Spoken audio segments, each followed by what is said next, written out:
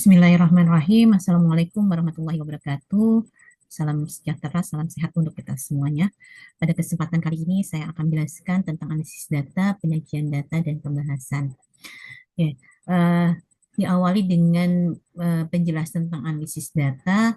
Kita ketahui pada proses pengumpulan data, setelah pada penelitian kualitatif, setelah dilakukan proses pengumpulan data, tahap berikutnya adalah tahapan pengolahan data, kemudian dilanjutkan dengan analisis data. Ya, eh, jika penelitiannya kualitatif, maka analisis data bisa bersamaan atau berbarengan dengan pengumpulan data. Oke, pada saat analisis data, prosesnya diawali dengan pengolahan data. Jadi kita ketahui bahwa pengolahan data merupakan proses setelah mengumpulkan data, di mana data yang masih dalam bentuk formulir, ya, data dalam bentuk formulir menjadi data yang siap dianalisis. Jadi data dalam bentuk masih di dalam kuesioner, di dalam lembar wawancara. Kemudian tahap berikutnya data dalam bentuk blue. Oke, langkah-langkah dalam pengolahan data yang pertama adalah melakukan editing. Editing ini adalah proses pengecekan isian formulir atau isian di dalam instrumen dalam bentuk kuesioner, apakah jawaban dalam bentuk kuesioner itu jawabannya lengkap. Jadi responden menjawab semua pertanyaan. Kemudian yang selanjutnya adalah apakah jawabannya jelas terbaca, ya, jelas tertulis. Kemudian apakah jawabannya relevan dengan pertanyaan yang diajukan, yang tertera atau tertera di dalam kuesioner. Kemudian apakah jawabannya konsisten. Jawaban konsisten ini kita lakukan editing pada proses kuesioner, di mana kuesioner tersebut terdapat dua pertanyaan atau lebih yang saling keterkaitan, yang saling kesinambungan. Maka jawabannya harus dilihat keterkaitan antara jawaban jawaban pertanyaan pertama dengan jawaban pertanyaan berikutnya gitu ya. Ada nggak keterkaitan? Maka itu dikatakan apakah jawaban yang diberikan oleh responden konsisten atau tidak. Kemudian ketika sudah proses editing, tahapan berikutnya adalah mengcoding, merubah data dalam bentuk huruf menjadi angka atau merubah angka dalam bentuk angka. Oke, nah, contoh misalkan jawabannya gitu ya, pilihan jawabannya adalah berkaitan dengan pendidikan ya, SD, SMP, SMA, perguruan tinggi. Maka jawaban dari responden itu kita berikan kode. Ketika pendidikannya SD, kita kasih kode 1, kemudian SMP 2, 3, SMP 3, 4, perguruan tinggi. Oke, fungsi dari coding ini adalah mempermudah dalam proses melakukan analisis data nanti, yaitu khususnya untuk mempercepat mengedit data. Tahapan ketiga adalah processing. Processing ini adalah tahapan setelah kita melakukan pemeriksaan tadi, tahapan melakukan editing. Apakah kuesioner itu pada proses editing sudah lengkap, sudah benar, sudah relevan, dan sudah konsisten, kemudian sudah melewati tahapan coding. Berikutnya adalah melakukan processing. Processing di sini adalah tahapan mengentry data untuk dianalisis. Oke, kemudian ketika sudah proses melakukan entry untuk data dianalisis, tahapan terakhir dalam proses pengolahan data adalah mengcleaning. Mengcleaning ini adalah mengecek kembali jawaban yang sudah di-entry. Apakah jawabannya sudah sesuai atau belum. Misalkan pada saat kita mengcoding pendidikan, codingnya adalah 1, 2, 3 gitu ya. Apakah 1, 2, 3, 4, apakah pada saat kita mengentry sudah sesuai atau belum ya, codingnya, yaitu 1, 2, 3, 4 ya. Proses screening ini bisa dilihat dari melihat distribusi pilihan jawabannya ya. Kemudian nanti bisa juga dilihat dari nilai persentase dari masing-masing jawaban. Nah, ini adalah tahapan meng-cleaning. Kemudian ketika sudah proses melakukan pengolahan data, ya tadi pengolahan data dari editing, kemudian coding, processing dalam yaitu dengan melakukan entry, kemudian meng-cleaning, tahapan berikutnya ya, tahap berikutnya adalah kita menganalisa data. Jadi proses analisa data ini adalah proses menyederhanakan data sehingga mudah dibaca dan diinterpretasikan. Jadi ketika kita ingin membaca hasil ya, maka data tersebut harus dianalisa terlebih dahulu. Dalam analisa data ini kalau penelitiannya kuantitatif, maka perlu dilakukan uji statistik ya. Kita bisa melakukan penyimpulan atau menginterpretasikan. Oke, di dalam menentukan analisis data, maka yang harus kita ketahui terlebih dahulu adalah jenis datanya. ya, jenis data yang akan dianalisa. Datanya itu kategori atau datanya kualitatif, ya, merupakan hasil pengklasifikasikan atau penggolongan di mana data kategori ini skala pengukurannya adalah nominal ordinal. Atau datanya numerik kuantitatif, data yang merupakan hasil penghitungan dan pengukuran. Penghitungan ya, yang bilangannya bulat dan hidup. Ya, data numerik ini skala pengukurannya adalah interval rasio. Jadi untuk menentukan jenis analisa datanya kita harus mengetahui numerik. Oke. Kemudian di dalam menentukan analisis data, ya kita harus merujuk atau berdasarkan dari tujuan penelitian. Tujuan penelitiannya ini apakah penelitiannya itu sifatnya deskriptif atau sifatnya analitik gitu ya. Kemudian yang selanjutnya yang menentukan analisis data adalah hipotesisnya. Hipotesisnya sifatnya korelasi yang menyatakan hubungan atau sifatnya hipotesisnya komparatif membandingkan. Yang selanjutnya adalah yang menentukan dasar analisis data adalah jenis datanya, ya datanya kategori atau datanya numerik. Kemudian ketika datanya numerik, maka untuk menilai apakah distribusi data yang akan dianalisis distribusi sampelnya, kelompok yang dianalisisnya independen atau dependen, berpasangan atau tidak berpasangan. Oke, ini 5 hal ini yang menentukan nanti menjadi dasar untuk menentukan analisis data apa yang akan dilakukan. Jenis analisis data ada analisis deskriptif dan analisis inferensial. Analisis deskriptif ini adalah analisis untuk mengetahui gambaran dari data tanpa mengeneralisir, tanpa menarik sebuah kesimpulan. Ya, ini jadi proses di dalam analisis data ini biasanya dilakukan dengan menyajikan data grafik dalam data tabel penghitungan sentral tendensi, nilai pemusatan, kemudian nilai penyebaran atau dispersi, atau dilakukan dengan menyajikan data distribusi frekuensi. Oke.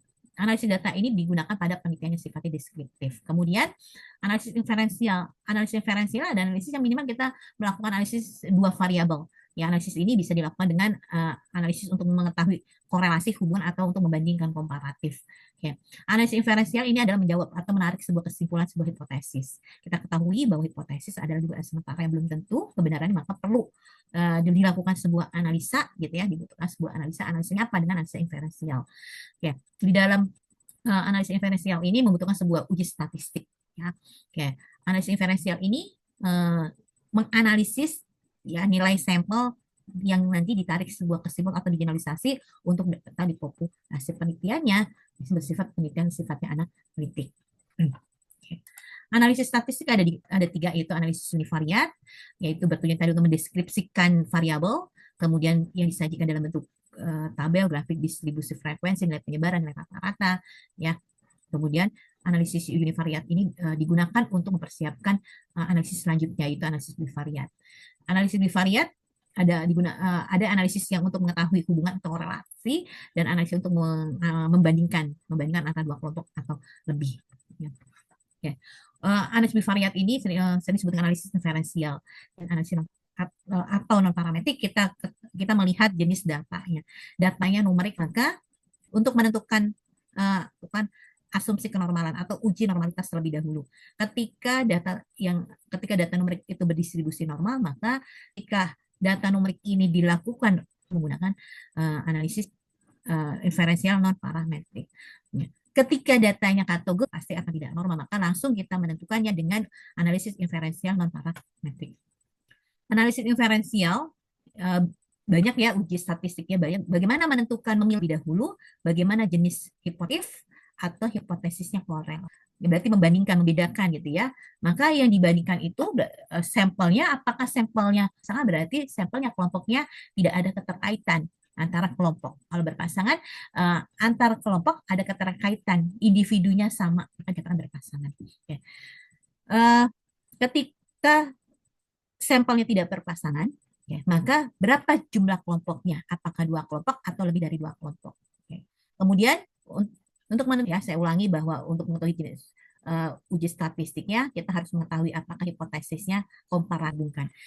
Kemudian kalau bicara komparatif, kita ketahui apakah kelompoknya kalau yang tidak berpasangan berarti 2 kelompok atau lebih yang tidak ada keterkaitan, ya individunya berbeda.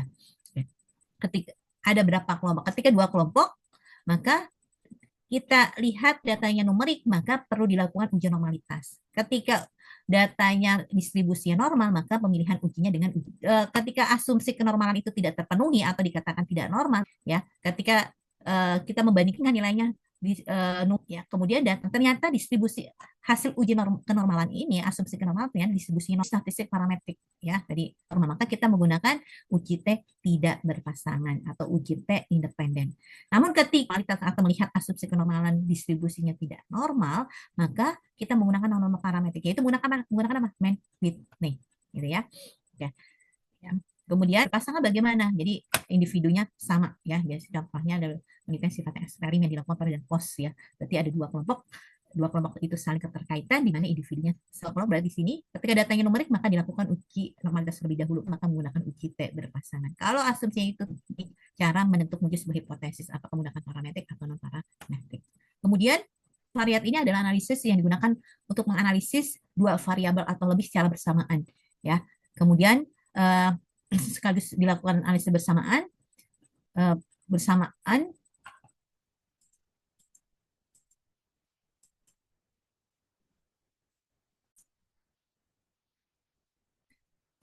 analisis multivariat tadi analisis yang dilakukan secara bersama-sama.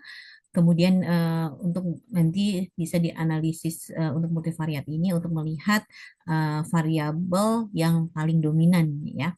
Oke. Kemudian selanjutnya adalah penyajian data, penyajian hasil analisis ya. Penyajian data ini atau dalam bentuk tabel maupun dalam bentuk grafik. Bicara penyajian secara narasi, ada penyajian yang disajikan dalam bentuk tulisan ya. Biasanya penyajian data secara narasi ini jadi menginterpretasikan dari hasil dari tabel maupun grafik adalah menyajikan data dengan menggunakan tabel. Penyajian data menggunakan tabel ini adalah penyajian data dalam bentuk kolom dan baris ya. Dia penyajian dalam bentuk kolom dan baris. Penyajian data ini disajikan dalam bentuk data hasil univariat. Jika penyajian data menggunakan tabel analisis hasil univariat, yaitu penyajian data menggunakan tabel dengan mendeskripsikan variabel-variabel penelitian. Contoh di sini ada dengan menggunakan tabel untuk mengetahui karakteristik resmi untuk data univariat untuk mengetahui nilai prosentase atau disk dari POC ya. Ya, ini hasil analisis univariat. Kemudian penyajian data dengan tabel untuk data ya, ini menyajikan hasil analisis. Makanya adalah contoh di sini adalah menyajikan data analisis bivariat dengan analisa hubungan antara variabel, kemudian tabel silang, kemudian ada nilai p-value, ada tiga penyajian data dengan grafik. Penyajian data dengan grafik ini menentukan jenis grafiknya berdasarkan jenis datanya numerik atau datanya kategori gitu ya. Kalau bicara contoh, misalnya kalau datanya numerik bisa disajikan dengan menggunakan histogram atau scatter gitu ya.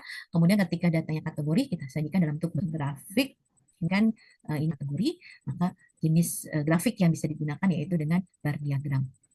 Selanjutnya adalah melakukan pembahasan. Kita ketahui bahwa pembahasan ini adalah menjelaskan hasil dari penelitian secara keseluruhan, kemudian hasil dari penelitian tadi dibandingkan dengan teori dan dibandingkan dengan penelitian sebelumnya.